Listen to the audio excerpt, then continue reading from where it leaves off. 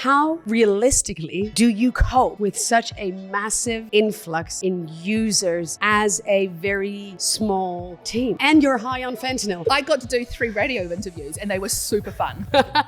Nicole Retter got elbowed awake by her husband, fresh out of surgery, still high on pain meds, only to discover she'd accidentally broken the internet, beating the biggest dating apps in ratings. We didn't expect to double numbers in a couple of days. All of a sudden, the servers were kind of stretching and creaking because there were so many people throwing themselves at it. Talk about the unhinged reality behind the so-called overnight success. Burnout so severe, her body literally shut down. The whole idea is that PAM reduces the mental load and gives you back time. And they went, oh, to spend more time with your kids. I was like, ew, fuck that. I want to rediscover who I am. Losing sight of who you are in the pursuit of success and finding your way home again. This conversation is so beautifully real it hurts because we've all been there or are there. So buckle up, Buttercup. You're not going to want to miss this. All successful female founders are definitely ADHD or neurodivergent, struggling with the details and the processes. And I feel like you are solving that for badass moms. This is my coming out party. I've never actually said publicly that I am part of the... I wanted to start originally, the plan was to start at the beginning, but fuck the beginning. I actually want to know about the moment where you open your phone and like everything is pinging and dinging and donging because you've crushed Tinder and Hinge and just broken the internet basically with your, I've duct taped together an app is how you sometimes present it. Yeah. Well, I mean, my co-founder would be horrified that I say that sometimes, but I said it, sorry. All truth. I was in hospital having my gallbladder out and ended up doing the PR interview the day I get out of hospital still high as on fentanyl. So I don't remember the interview. Oh my God. Follow her for more entrepreneurial advice. I remember I did it, but I don't remember what I said. So it was as big a surprise to me as anyone else what was in the article. So I'm lying in bed on Friday morning and my husband starts elbowing me in the ribs going, can you just turn your phone off? It's going apeshit. And I was like, what? You just had gallbladder operation. He starts elbowing you. Well, not like on the right side. Yeah. And I was like, and I'm still on like drugs and I'm doping. I'm like, what? And so I open my phone and just about every single auntie, uncle, cousin, person who's ever met me is like, oh my God, your face is on the Herald. And I was like, oh, okay, cool. And then I get a message from my co-founder going, what did you do? Because you didn't tell him, because he forgot it happened. Well, no, I said, oh, I think there's going to be an article at some point, but I thought it was going to be buried. Like we might get a few hundred sign-ups, not thousands in minutes. Amazing. Yeah. And the thing that like, I'm going to try not to be too PR-y, but the thing that... No, be PR-y because this is not like curated. It's true. But the thing that it did for me is it went, people just had to see that someone's made something for this problem and they leaked on it. That's how bad the problem is. People didn't kind of go, oh, someone's made a network. They went, holy shit, someone finally made something to help with this chaos of family admin. Yeah. I'm getting that and I'm telling everyone I know. Yeah. Yeah. It's true. I mean, the first time we met, and that's a very liberal use of the word we met because I was just in the audience. You were on stage. I think I was one step away from just like throwing my undies at you. I wish you did, because that would have been like rock star. Careful, because there will be other moments where you're speaking. And we've all heard it now. It's very hard to throw me generally, but that would probably get me. But you were on stage, and I'll circle back to the content of that talk because that actually blew me away. You did a very simple kind of almost validation process where you're like, stand up if you have kids, like stand up if this is a problem, keep standing if this is a problem, keep standing if you would pay for this. And I was like, almost like the last woman, like, yes. And I'm almost out of that, the age with my children. You're never out of that age. My parents use PAM for their lives. That's a very good point. Yeah. But the phone's going apeshit. Yeah. And people are reading this, hearing this, and thinking, holy fuck, where have you been all my life? Mm-hmm. How realistically do you cope with such a massive influx in users as a very small, currently, I believe, still bootstrapped team? Like what, the chaos behind these, and you're high on fentanyl. So for me, it was super chill. I got to do 3 radio interviews and they were super fun. And I just had all these people telling me how amazing I was. For my co-founder, Diogo, it was a day from hell because luckily he'd put some things in, like for scaling and bits and pieces, but we didn't expect to double numbers in a couple of days. And so all of a sudden, the servers were kind of stretching and creaking, and we had some people who just couldn't get into the app for a day because there were so many people throwing themselves at it. And so I'm panicking, going, oh my God, we've got all these new users, but they're having a bad experience, and will they come back? But then we just had like crowds of people going, oh my God, I just downloaded it, it's incredible, I love it, it's amazing, you know? And I think also what really appealed to people was, yes, there's a tool that everyone goddamn needs, and should have been around 20 years ago. But I think people like the origin story that a mum was like, this is bullshit.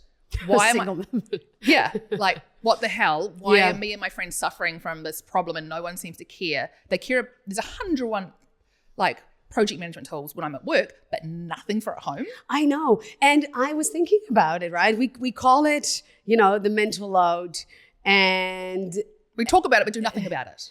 No, and also it's like it's just a thing there is. It's like, oh, there's the sky, there is, the sun, and there's just the mental load that the parents, and often the majority 90% of the time women carry most of it. Yep. And we know this, and that's just a fact of life. That it sucks. Yeah. And that you're expected to work a full day and then come home and deal with 3 different apps for one school. Even if your kids are at different schools, you're completely screwed.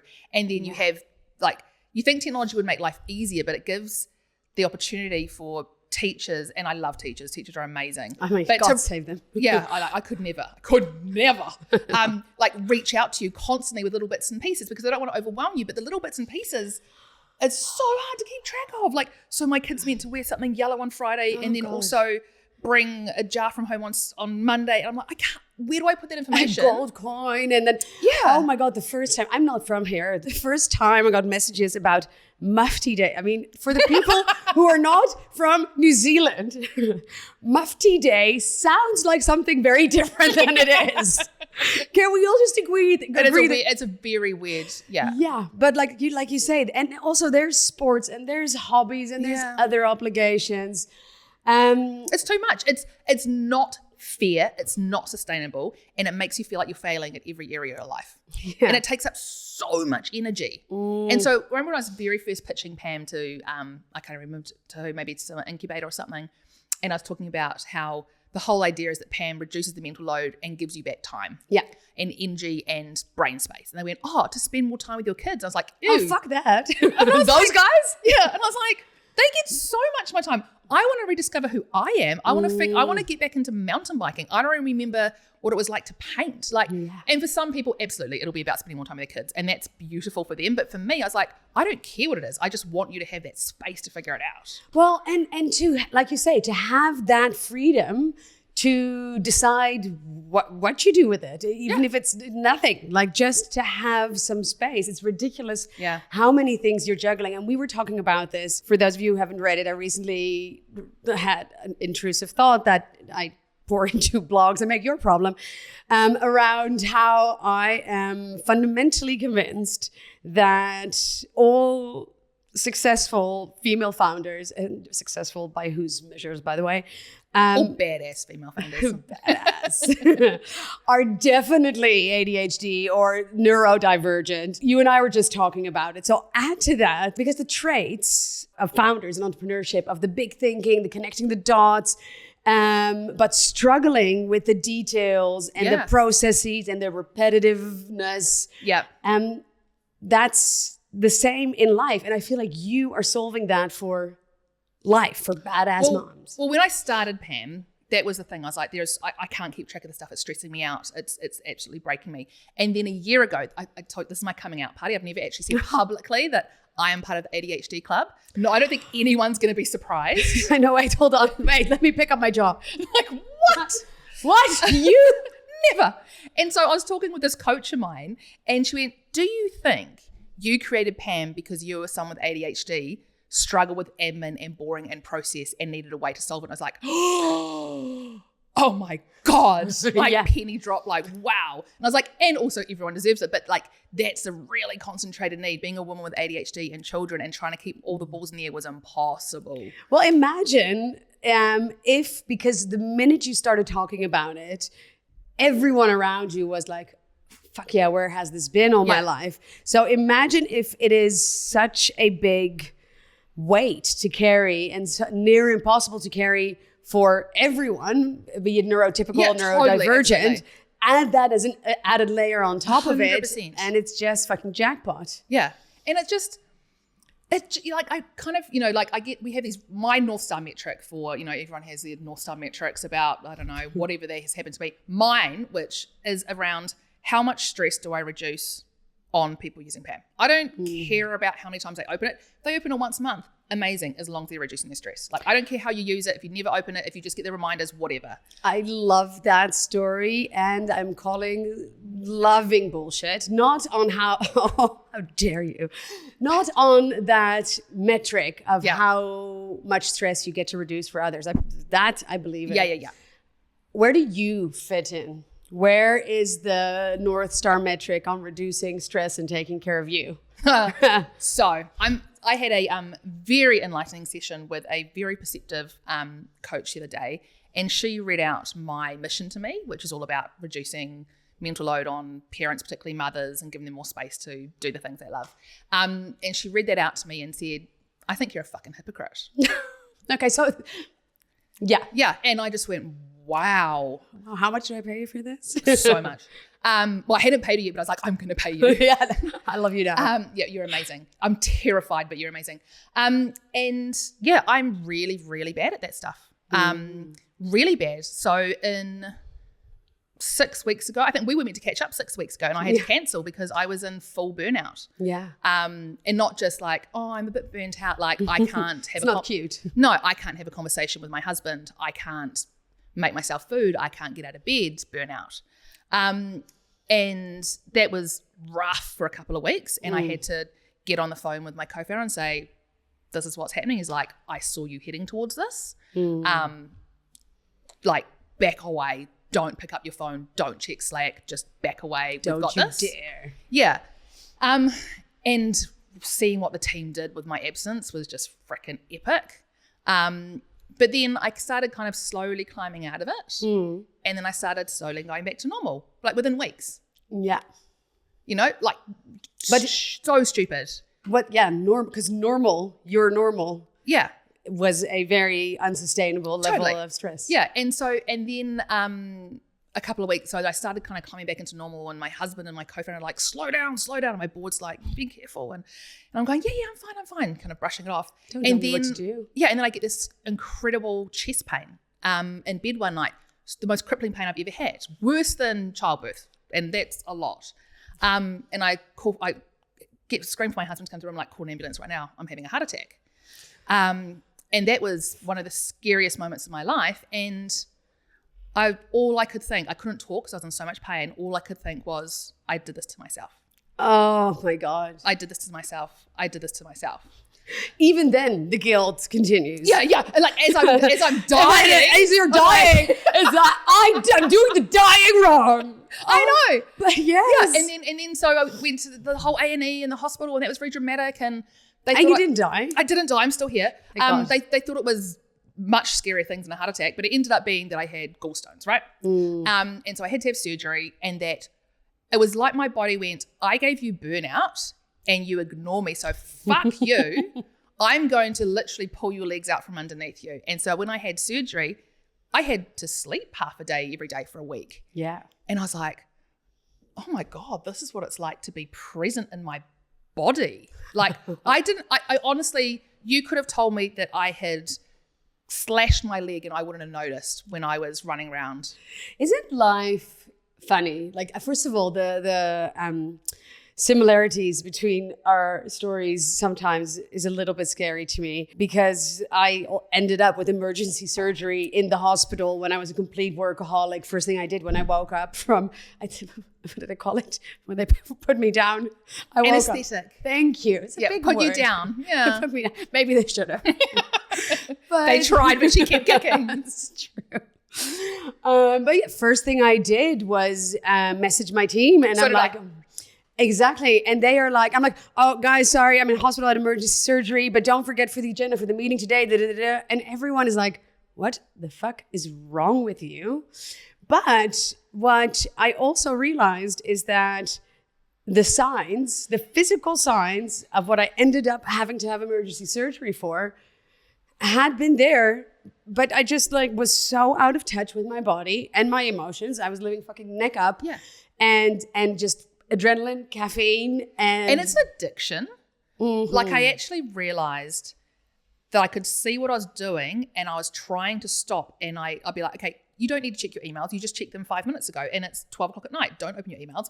But my finger would push it. Yeah, and I was like, I think it's one of the most dangerous addictions because it's one where everyone praises you. Yeah. You know, if you're fucking shooting up in an alley, there's not like hordes of people, you know, calling the herald and applauding you. Yeah. But here it is, everyone is praising you for complete self-mutilation at points. Yeah. So when I got up on the stage at Rev'd recently, that was the first time I managed to leave the house in 2 weeks. So I got up on the stage at Rev'd and I spoke to 600 people and it went really, really well. And then my co-founder had to kind of like usher me back to the apartment. Yeah. And so all of this stuff is happening. Like people were seeing this glamorous side. And on the other side, I've got, you know, my husband in tears going, that was really scary. I thought I was going to lose you. Yeah. And now you're flying to Auckland to do this. Like, you know, like it's just. It's messy finding this new way. Yeah. But I understand you're finding. And the only way to find is through kind of trial and error. And I will slip up. Like, exactly. But I feel like I'm just going to get marginally better and then slip up and then get marginally better and then slip up, you know? Like but like even in this, like even in setting the appointment to do this, we're going out to dinner tonight. Yeah. Founder's gone wild. What could go wrong? Watch out, Auckland. Watch out. Lock up your wives and children. But initially you're like, when we were making the plans, you said, hey, I need a few hours in between of like hermit time. Yeah. And I'm listening because I know your story and I've lived your story, right? Yeah. And I'm like, holy fuck, look at her setting a boundary. But if you said to me, oh, actually, I would have gone, okay. Yeah. And later. But it was a big step for me to ask. I know. So I was like applauding it. Yeah. And then in that conversation, you did, again, what I have done a million times and probably still do. Okay, you know, but I can come earlier and this and that. And I'm like, hold up, no, you just did it. I know. Yeah. I'm learning. I know, but I mean, this is so my question for everyone listening that is this story is resonating with, which I believe is 99%. Or you're not there yet. Or you're not there yet, or you haven't been hit by that bus yet. Yeah. You know, I call it some random stranger in Bali once talked to me about the universe, whatever, the big spaghetti monster, whatever your belief system is, first sends you a feather, then a brick, then a bus. So the feather is a little like nudge of like, oh, something's out of like, and you're like, oh, off you fuck. Yeah, that's a great saying. And then you get a brick, and a brick to the face, oh, like it hurts. And most people would respond to that. And then a lot of us, I think, a lot of us don't. A lot of us founders, because you need a certain level. You have to have obsession. Yes. But there's this crazy whisper thin invisible line between obsession and burnout. Yes. And I think what I found hardest to navigate, and that's I guess the advice we won't lock into stone because we're all just fucking figuring this out as we go. So much. But what I found hardest to navigate after my burnout, my big bout of burnout. The big B. The big B. Yeah. Big B energy. Yeah. And actually, to be fair, it was big D energy in hindsight, meaning it was also just depression. Like I was but you know, I could hardly get the words burnout. Like I'm a high performance embodiment coach. I do this for a living. Yeah. Like not me. How dare you? Not me. No. You know, like you, like ADHD, me. Like burnout. No, I know better. Yeah, exactly. Because it's about that. But what I found hardest, and it's getting marginally easier as time progresses, we're now like 2 years down the line, is dancing in the gray. So I knew 2 modes of being: on, and I go and I go and I go and I go and I go. I have no handbrake in any area.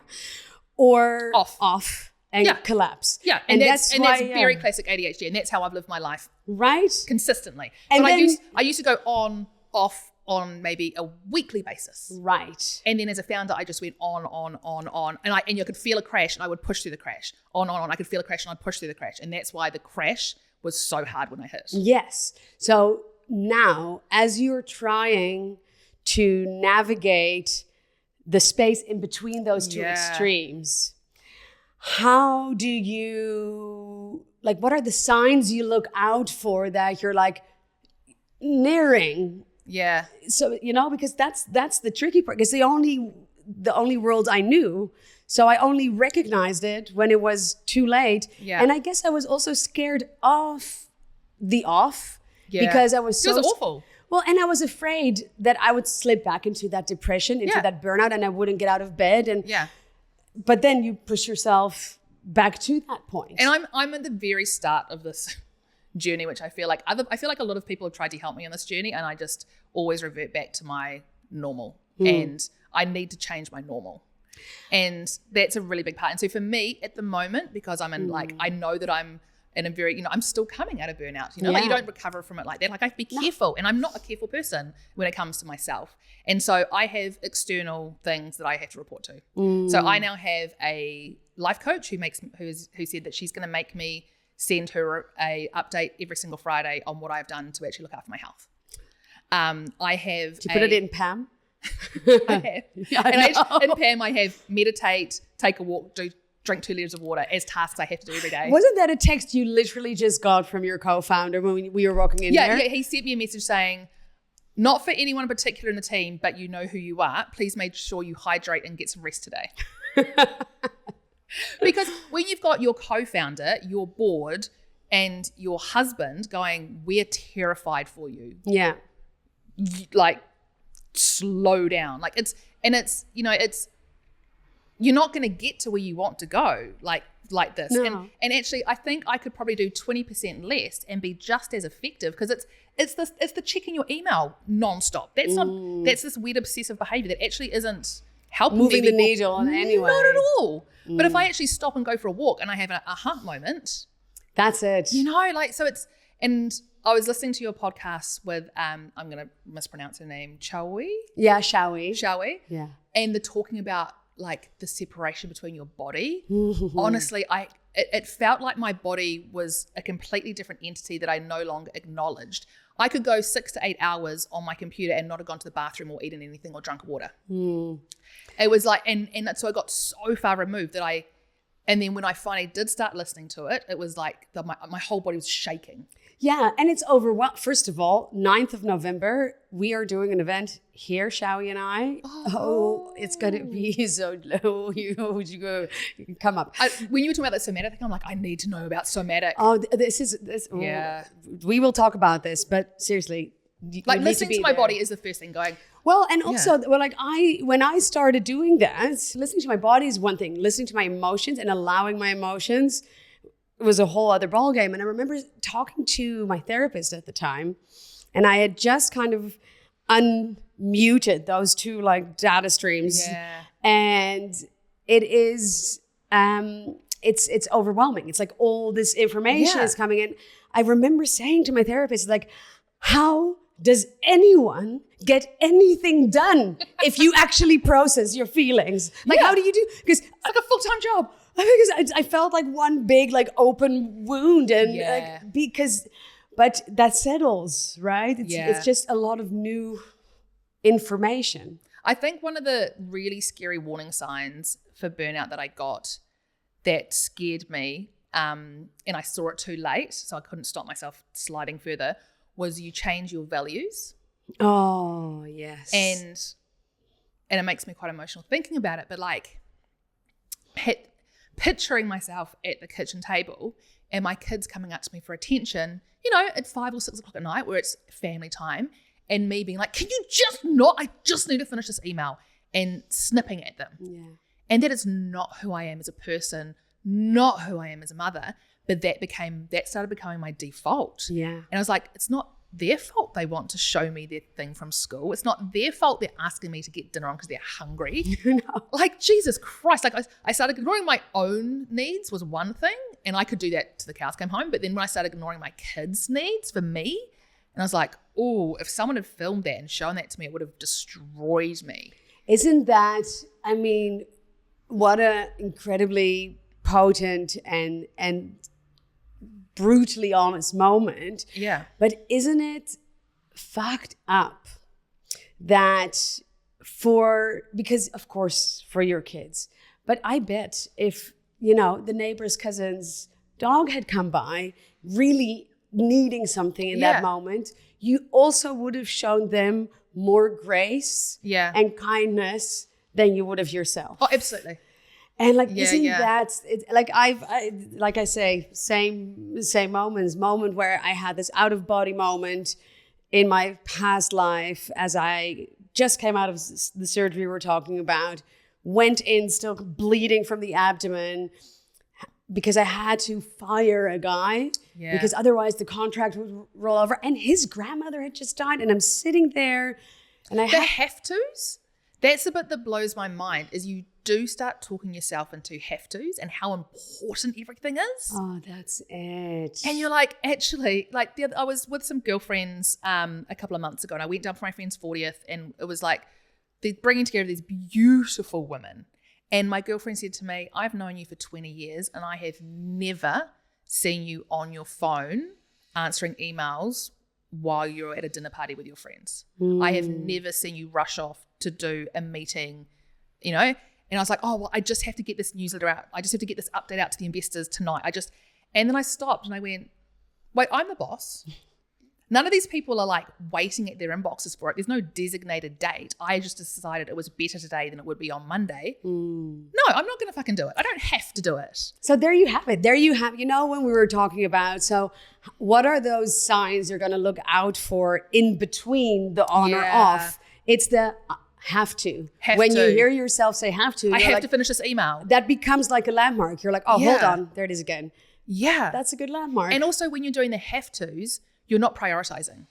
And you're not choosing. No, everything feels urgent when you get to that stage, right? Yeah. And so actually if you stop and go, okay, here are the 30 things on my list. So my new rule is I just do what's on fire. And if it's not on fire, it can wait. Exactly. Because there's so many things that I am one person. And if I just do the things that are on fire, those are the things that are going to push the needle. Those other things are important, but until they're on fire, they won't actually move the needle. Yeah. And I mean, I love the way you're thinking about it. It also means choosing. There's always a dumpster fire. Yeah. Well, when I say on fire, it's things that you're like, well, so I had meetings with lawyers yesterday because we had to go through contracts, and I was avoiding it because it was like, maybe 60 pages of contract stuff that I had to read. And I didn't have to do it until the meeting. So I did all the things I had to do, and then I did it an hour and a half before the meeting. Yeah. I mean, and that's, by the way, talk about classic ADHD behavior as well. And I think that also ties into what you said earlier about, taking a walk and doing something else. Take the walk. Oh my God, take the walk. Take the walk. And also read. My new thing is I have beef with a lot of words recently. No, that's not true. Had it for a while. Because English words or just words in general? Words in general. But, if I say like Dutch or Hebrew words here, most people won't understand me. So, yeah, okay. This is just like monologue. But I have beef with words because, by the way, I think that someone who can speak multiple languages is so impressive. It is not. It just means you grow up in a country that is this big and no one speaks your language. No, it blows my mind when people look down on someone because they don't speak English perfectly. I'm like, no. What? I was like, I'm in this, and this is a dear friend, and she's taking the piss. I love her so much. This shows how cool I really am. We have this Wordle chat. And I don't always, because I do a lot of things So I don't always reply. And I've been just sucking Wordle balls. So my friend Julia. You know when you hear phrases, you're like, I never. Like, that's a great phrase. That's the multilingual in me. Yeah. You would say it like that in Dutch. No, it's just me being messed up. But so my friend Julia goes, it's a lot of, 5s and 6s lately. And I'm like, yeah. And how many other languages can you play this game? And I'm like, anyway, I digress. I have beef with words for the simple reason that I really believe we build worlds with our words. We create our reality. There's a weight in them. There is. They can be like spells. There's a fascinating book that I started reading. That's a lie. I started listening to. Can you finish books? Depends. So I stopped. Oh, here's the thing. I get recommended so many people like, oh my God, you have to read. And then I just go ChatGPT and go, give me 2 paragraphs summarizing the key points in the book. Smart move. I stopped reading nonfiction because it took away my love for reading. And I'm actually secretly an author. Like I'm working on a novel. Like I love writing, but like fiction. Yeah. So anything that's not fiction, but I find fascinating. I listen to the audiobook, and there might be a graveyard of unfinished audiobooks, but I'll still reference them because I read and listened to a few chapters. There's this thing, it's like when I say I've read, it means I've watched a TikTok. But this book was Braiding Sweetgrass, and it's actually about how in indigenous languages, there is so much more depth and richness and explanation and fluidity in words as well. Yes. Oh, beautiful. Beef with words. I'll move on from that. But going back to your point on take the walk, I've decided that for me, I've redefined what productivity means. Yeah. Productivity is anything that is a building block into the version of me, the life of me I want to be. So where before productivity was kind of reserved for work or like practical household, keeping my house going, that felt productive. But anything else wasn't productivity, but it was just as needed for the bigger picture. Yeah. So all of a sudden, taking the walk is the most highest leverage thing I can do in terms of productivity. That's amazing. And like that's changed the game. Such a good mindset. And so I've grown up in an environment where my father's an incredibly very successful entrepreneur, and our family, like, love is acts of service. You do things, and we measure your day by what you got done. Yeah. And so I would still, as an adult, go like, hey, Mum, guess what? I managed to plant all those plants today, and I did this. Yeah. And then I get the praise because you were productive. Oh, wow, the realization. Yeah, and feeling like I've done enough. Have I done enough today? Like, it's just, what is that even?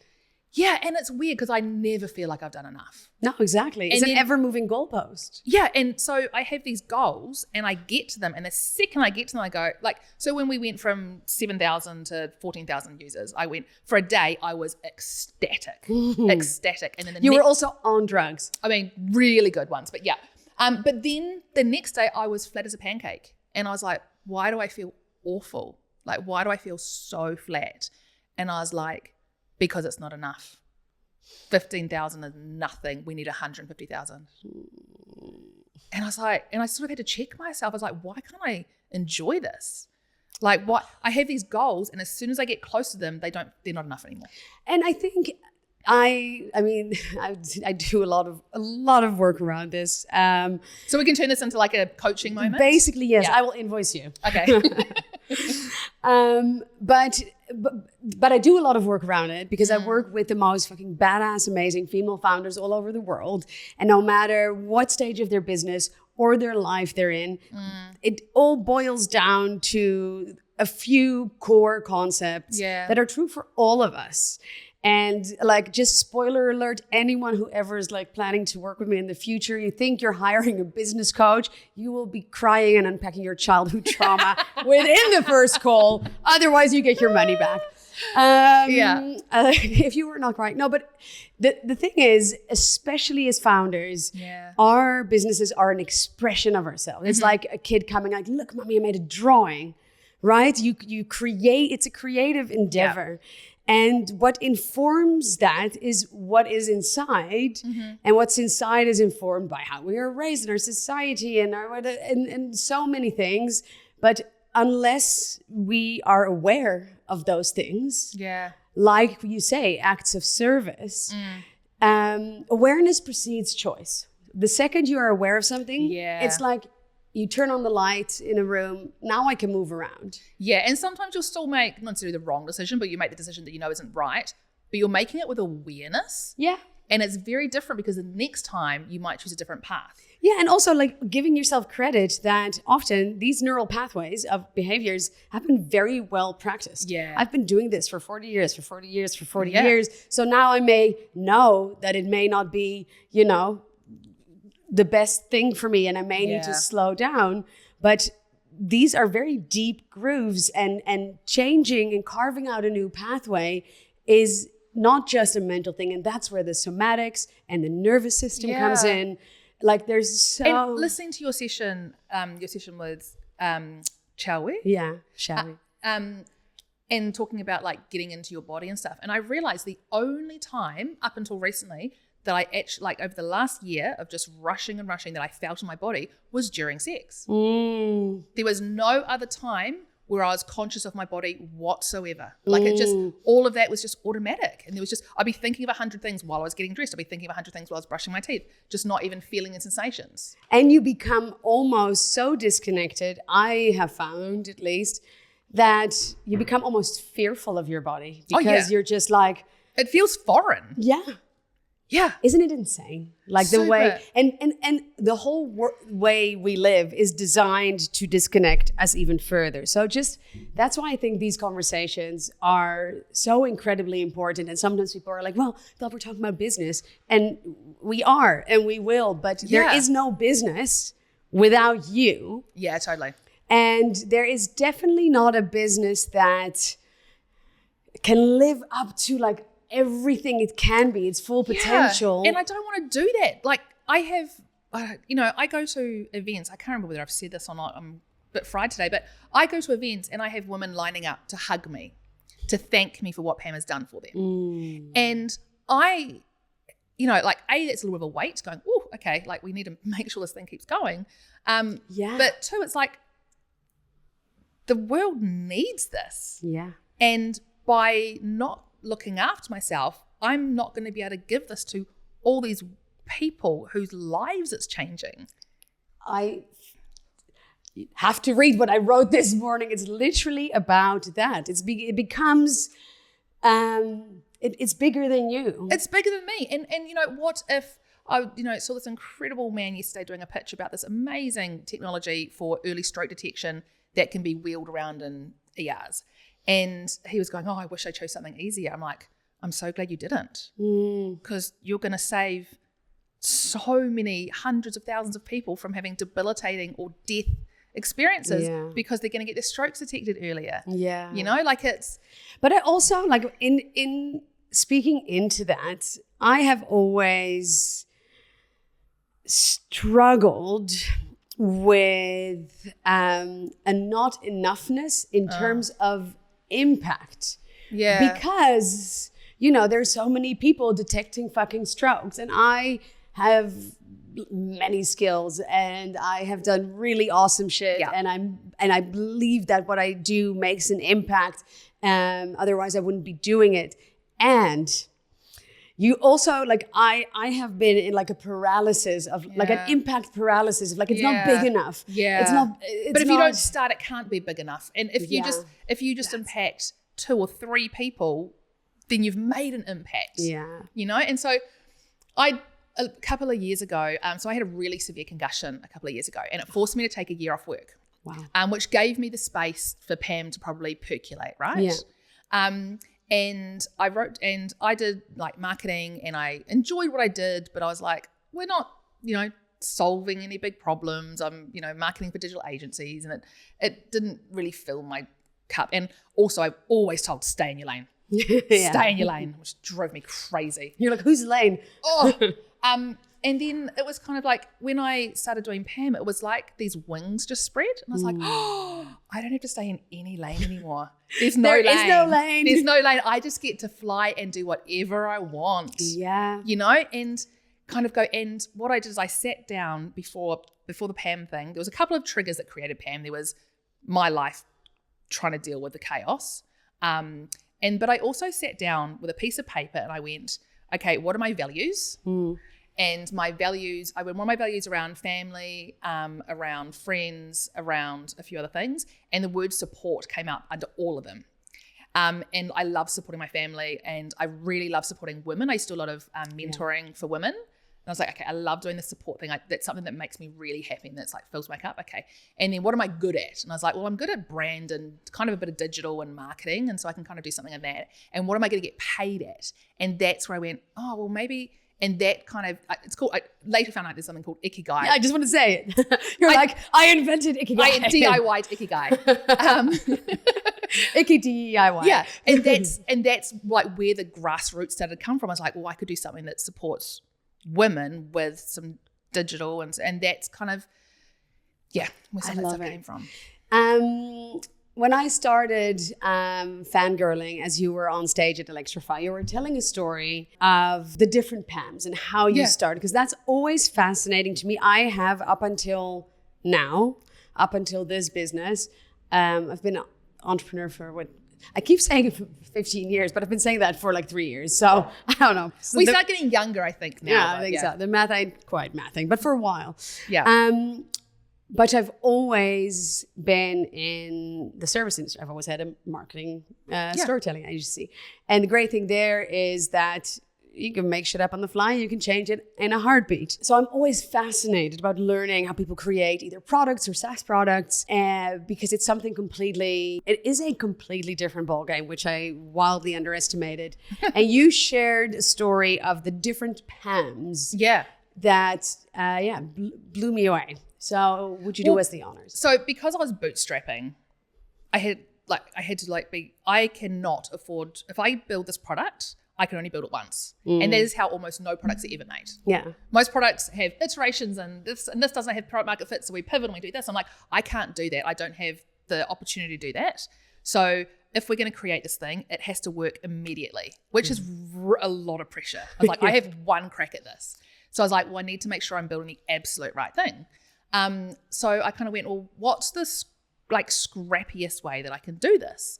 And so the first thing I did was I got some girlfriends over for wine and cheese, and I said, okay, come over. I've got this business idea. I swear to God, it's not Amway. It's not Tupperware. Because I got stuck into one of the vibrators. I got stuck into one of those Arbonne ones once, and I was so dark.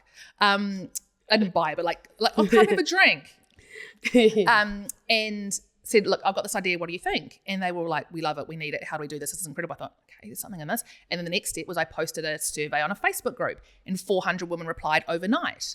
And it's being like, I feel this in my bones. I need support with this. What can we do? And I was like, okay, right. And so I just kept taking these messy steps. Like, you don't have to know what the end goal is. You just have to put one foot in front of the other. Like, don't try to create the end thing now because you'll get it wrong. Yeah. So I did that. And then the next thing I did was I actually got a friend who was a stay-at-home mum who wanted to get back into the workforce but was a bit nervous. I was like, how do you feel about being like a fake AI PAM agent thing? She's like, I'm all over it.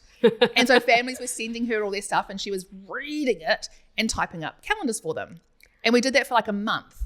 That's crazy. And we tweaked the designs. We went, okay, actually no, more like a list, not like an actual calendar, because it's nice to read a list and just see what you have on today. And we learned heaps. And like the family's like, that saved me 2 hours this week. I'm like, amazing. And so then just step by step by step. And then we created like a beta, and then we did some POCing, like we did some tech testing. And I just did all these little messy steps, one after the other, learned a hell of a lot, that by the time we put the beta in the App Store, it just got 5 stars. Everyone was giving it 5 stars. And I was like, this is so far off like where I think we're going to go. And like what we have now is 10 times better. And what we'll have in a year's time will be 10 times better again. But people are just losing their mind over it. And it's because we just kept asking and learning and listening and going. It's tricky though, because you've got to listen, but what people think they want isn't necessarily what they need. Yes. Yeah. So you kind of got to listen, but you've got to dissect as well. I literally have in my like segmentation, my dream client, her name is Tara, the avatar, Tara. And there's different iterations of her. And I have a cute little table. And one of the columns is, what do they think they need? Yeah. And the second one is, what do they actually need? Yeah. And like those are two very different things. But knowing that is useful if you're creating. Yeah. But there's that back and forth. You know, I was speaking to someone, and I always I'm like devil's advocate, like just poke holes where you can. Yeah. And I was speaking to someone, and they were saying, well, you're assuming that, you know, people or founders experience this and this around this subject. And I was like, I'd never even considered that they might not, because that's me. Yeah. And I'm like, how? Like God complex, anyone? Was meeting with a mentor-y type person, and he challenged me on my bias. He was like, so who's PAM for? I was like, well, it's for parents who have got like a couple of young kids at like primary school, because that's when the pain point is the highest. He's like, but that's you. And I was like, well, yeah, but that's where the pain point is the highest, because once they're older, they can kind of self-manage and da-da-da. And then we have so many, and it took, like, I kind of went away going, meh, you don't know. You don't get it. And it took about 2 or 3 weeks for it to sink in. And then I went, wait a second. And then I reached out to some parents who were using PAM, who had teenagers, and they were like, I need this more than ever. And I was like, I didn't think it was for you. And they're like, and they explained their problem, and it was different. But what PAM did worked really well for them. And then we have users, like 25% of our users have no kids. And we have users who use PAM to support a really unwell person in their family. So they use it to coordinate adult children and caregivers for chemo treatments and travel. Wow. And we have people using PAM who are neurodiverse, who don't have any children or any pets, but who just really struggle with keeping all the balls in the air. And I think what I was thinking as well, I was actually talking to my partner, is especially if you're, it's good for everyone, but if you're co-parenting with someone also you're not with all the time. We don't want to talk to them all the like you're not with them for a reason, right? Yeah. So that's really important. So that's something, because again, bias. So I'm in a very happy relationship, 20 years. My co-founder is in a very happy relationship. And so we've had people come to us going, hey, we love PAM. Can you help make this work for me and a co-parent? Yeah. Because at the moment, everyone sees everything. Yeah. So it's going, okay, cool. We want to share the kids stuff and be able to see who booked football and who bought the birthday present or whatever. But I don't want my ex-partner seeing my stuff. No. You know? And so that's the next thing. We're actually organising focus groups with parents who are split. And I've reached out to Jenny Rudd from Dispute Buddy. Yes. And I was like, can you tell me worst case scenarios? Oh, I've got some for you, babe. Like, because of my bias. I don't know. Like, what do we need to protect people from? Like, what measures do we need to put in place to keep people safe, that they can use PAM and it's really helpful but keeps them completely safe? Oh, I love that. And also the safety, like that's, I think, something we forget a lot, especially when we're talking about data and information and like how. That was very core. Like, when the very first thing that I was saying when I started talking to anyone about like building a technical version of PAM was, we are talking about children's movements. There is no data that is more precious than where my child is going to be every minute of the day. That. Oh, like, yeah. It's such a point. Like, it's so important for us. And my co-founder Diogo is like super passionate about security. He was a stay-at-home dad for a while, so he has this really beautiful perspective on it. And so, like, we are more secure. You know, like we have all these boxes around boxes, being like, and we test all these. Like, he sent me this list. He was like, I need to share this with you because if this ever gets public, I don't want to go to jail. Because it was this list of these evil prompts he was putting into PAM to see what he could get out of it. Right. Like, can you give me ideas on how to kill my wife? Like, all these, like, can you share with me, like, what I want to add this email address and get all their information. Can you, like, all these sorts of things to, like, really, even though we know it's in a box because of AWS and all the security around it, he was like, we challenge it all. And we have, like, this incredible, our biggest power user, her name is Kaz, and she is the most epic human, and she tests stuff for us. And so she's throwing all this stuff at us. It's like his most unhinged stuff. It's so unhinged. I love it. Although we do get, like, sometimes, like, so we're very careful about not looking at data, but we have to go through every once in a while and check accuracy and stuff. And so we don't compare it against, like, people's names and things, but we kind of see the types of things people are sending in. And there's a number of men who jump on and, like, book in, like, mummy and daddy time. Like, when I first added my husband, he, like, did a grocery list that, like, had bread, milk, blowjob. Like, so, like, you can have a little fun with it, but yeah, there's definitely some things that's like, I'm not telling you about anyone else. Yeah, no, and as long as it's, like, not tied to actual names, you're gonna have to get that data. Yeah, and, like, so we had this saying that your data should be like your panties, like, private and handled with care, and thrown at Nicole. and thrown at random people you don't know on stage. Yeah, and I'll just give them all to me.